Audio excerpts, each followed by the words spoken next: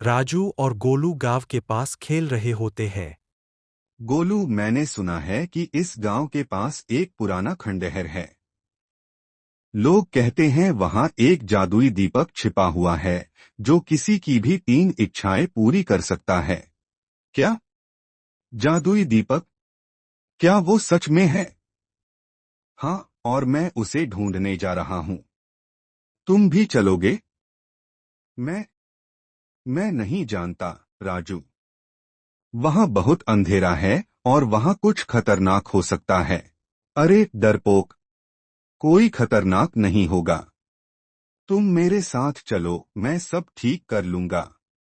दोनों दोस्तों ने फैसला किया कि वे खंडहर की ओर निकलेंगे और गोलू खंडहर के अंदर पहुंचते हैं।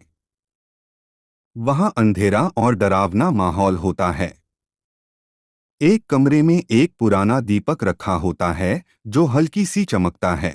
देखो गोलू, वही दीपक है।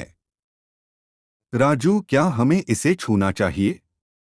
हो सकता है कि कोई जादू हो। तुम डरते रहते हो, गोलू। देखो, मैं इसे उठा रहा हूँ। राजू दीपक को हाथ में पकड़ता है और एक अद्भुत रोशनी फैलने लगती है। तभी एक जिन्न बाहर आता है। तुम दोनों ने मुझे जगा लिया है। मैं 3 इच्छाएं पूरी कर सकता हूँ, लेकिन ध्यान रखना, कोई भी इच्छा पूरी करने से पहले सोचना, क्योंकि किसी इच्छा का उल्टा असर भी हो सकता है। पहली इच्छा, मैं चाहता हूँ कि हमारे गांव में बहुत सा सोना और धन आ जाए। जिन्न अपनी ताकत से सोने और रत्नों से भरी एक विशाल चट्टान उत्पन्न करता है। गांव के लोग इसे देखकर खुशी से उछल पड़ते हैं। वाह, अब हम सब अमीर हो गए। यह तो बहुत अच्छा हुआ।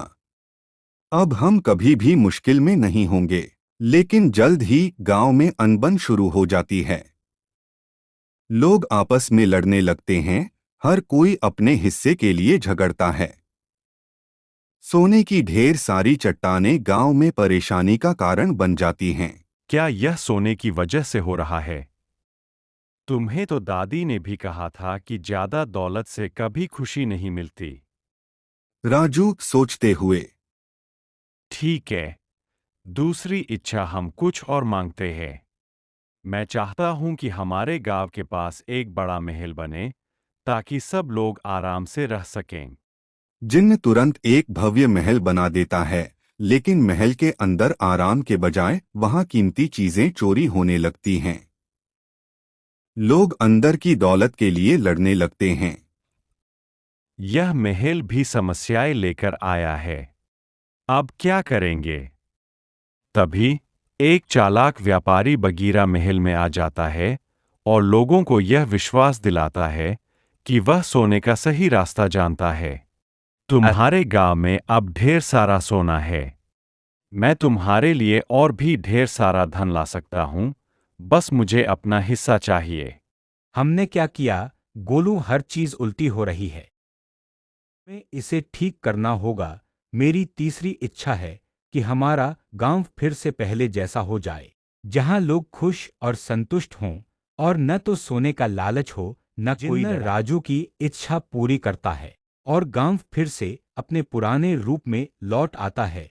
लोग खुश रहते हैं और एक दूसरे के साथ मिलकर काम करते हैं। बगीरा व्यापारी को भी गांव से बाहर भेज दिया जाता है। राजू, तुमने सही फैसला लिया। देखो, अब सब कुछ ठीक है। और गोलू वापस गांव लौट आते हैं और दादी को सारी घटना बताते। तुम्हारी इच्छाएं बहुत बड़ी थी, लेकिन याद रखो, सच्ची खुशी दौलत और महलों में नहीं, बल्कि संतुष्टि और शांति में है। जो चीजें हमें बहुत जल्दी मिलती हैं, वे अक्सर हमें उलझन में डाल देती। आपने सही कहा।